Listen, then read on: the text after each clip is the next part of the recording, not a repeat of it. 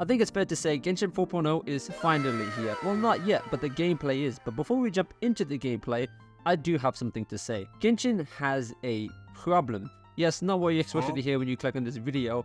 However, it is important to discuss, because let me paint you a picture. Imagine you've been playing Genshin since day one, or you've been playing for a few years. You went through Mondstadt, you went through Inazuma, you went through Sumeru. Everything starts to feel a little dull. It's like the world around you starts to lose its color. I mean in Genshin, hopefully not in your real life, because I'd be scared. So you keep doing the dialogue, you keep doing the story, and maybe you feel a little bit burnt out.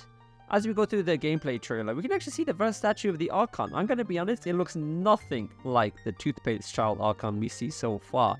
So, I mean, they have a similar-ish hairstyle, but tell me these two are not the same people at all. We actually can see the entrance to Fontaine. It's actually visible from Sumeru, and the cool part about this, it looks like it's on its own small island or continent, which is what I really like. They're making it its own individual experience. The second interesting thing in this gameplay, we actually see the Hydroculus. And I'm going to be honest, they look kind of goofy. Not in a bad way, I'm not hating on it, but tell me that don't look kind of goofy. You got really cool looking Oculuses, you got the Animoculus, kind of cool. Hydroculus, interesting design, the one with a very square shape. And then the Electroculus, purple, looks like lightning. Dendroculus, cool looking. And then you got Hydroculus, it looks like a blob. And here we see how we actually transition to Fontaine. We can see the Aquabus in action, and we can just see the scale of the island, how we get to it, how thought out this new update is going to be. The amount of work they've done in this is absolutely insane. Mio have definitely had their hands busy with this one. You can see the small peaks and ridges, very, very different from what we've seen so far, and a nice breath of fresh air. I was kind of worried it looked too similar to Mondstadt, but we can see that's clearly avoided. And from there, the player takes the elevator to multiple destinations we actually see here. We have the Palace Nemonia, the Navia line, and the station main hall. We haven't got a feature like this in Genshin so far, definitely like to see it. Which then you can select where you want to go. It's kind of a fast travel or level select system. And from there, we seamlessly travel to the Fontaine, I assume city center or some central park.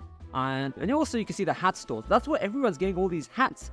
And we got people, those ladies are looking at hats even though they got two on their head. And of course we got Catherine over here so we can get our daily commissions. The city looks absolutely amazing. It definitely does look way more futuristic than the other places.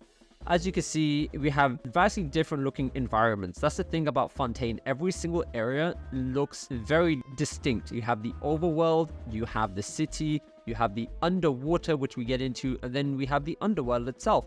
And look how seamless the transition to the underwater is. I thought it's going to be limited to a small section, but no, it is not like that. And here's the thing. Before we get into the swimming more discussion, I'd like to show how good this looks. No game at all has looked this good underwater. Literally because they probably go for more realism. This is not realistic at all. This is kids don't go jumping into the ocean. You're not going to see any of these fishies. You're not going to see that. Don't do it. Don't jump in a lake. That's bad. You can see the enemies. We have a weird little throwy combat system. I don't really mind. I think it works quite well. And here's the thing. This is why I believe Fontaine is going to be successful. Because of the fact that the underwater is its own seamless, self-contained experience. They're not trying to tack it on. They're trying to tackle it from a completely different perspective. You have this new world to explore, essentially. This is like its own small, self-contained game at this point. And if it's this well-designed the entire way, not only do you have overworld exploration, you also have underworld exploration. And because the underwater looks so exciting and enjoyable, I really think people are going to come back to Genshin and stay. Looks like you can play an entire game amount with Fontaine itself. Swimming in video games is traditionally very clunky, slow, and boring and lifeless, but not in Genshin. They're really redesigning it. I think Genshin is going to change the game industry, and it's going to be the first game to have enjoyable underwater gameplay. You heard that here first, and that is something never done before. First time in gaming. It's going to be done first in Genshin, and it's going to be massive news. And it's dropping in, what, a week?